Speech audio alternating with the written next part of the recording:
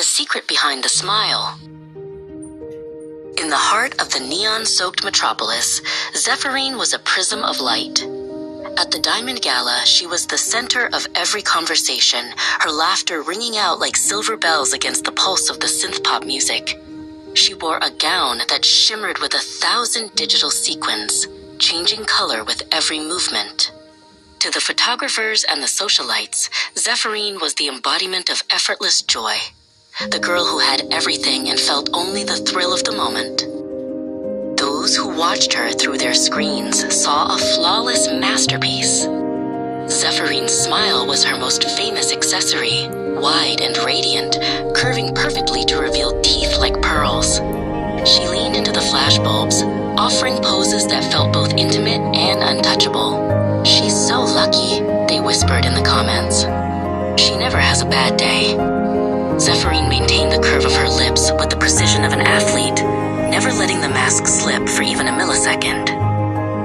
But when the digital sequins were powered down and the city's hum faded into a low growl, Zephyrin entered her sanctuary of shadows. In her apartment, the vibrant pinks were replaced by cold, melancholy blues.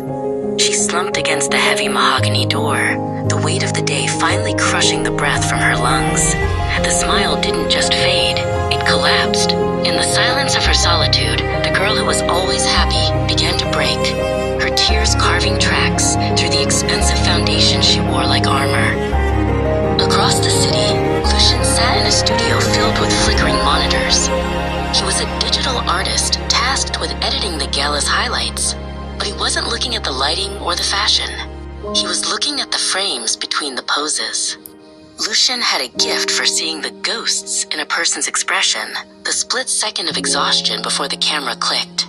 He zoomed in on a shot of Zephyrin from earlier that night, staring at the way her fingers gripped her clutch just a little too tightly.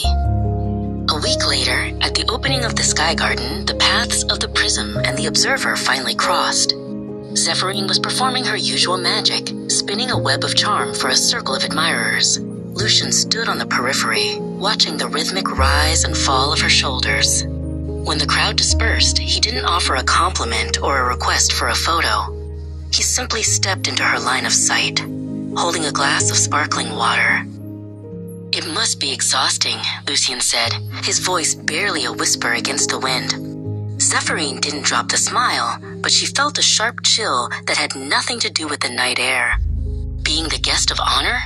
It's a dream," she replied, the rehearsed words sliding off her tongue.